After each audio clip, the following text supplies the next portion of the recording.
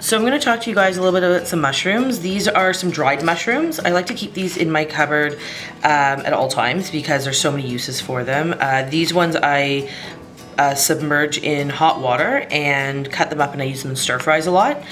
These are some wild mixed mushrooms, and these ones are great for soups. They add a depth of flavor that you can't always get with the fresh mushrooms because the liquid that comes off from them when you're soaking them adds to the flavor of whatever you're making. So they're really, really good for soups.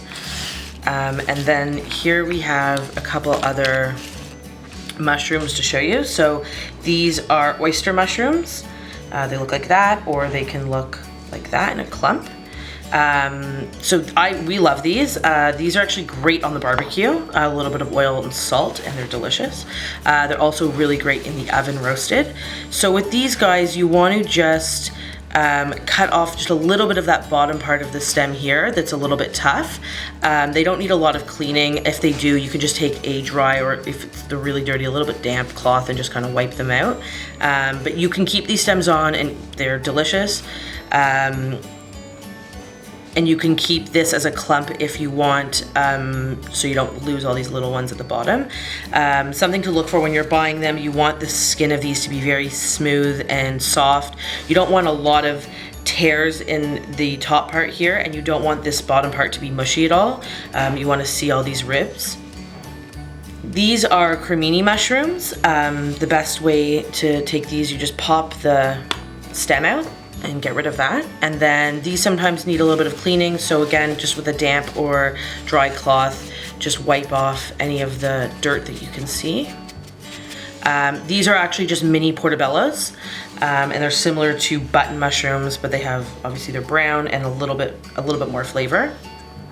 And then these are shiitake mushrooms. The stems of these do need to be removed, they're pretty tough. The best way to do that is just with a little knife, cut it right at the base, and then they come out like that. And these are great in stir fries. These are great if you're just doing a mixed mushroom side dish.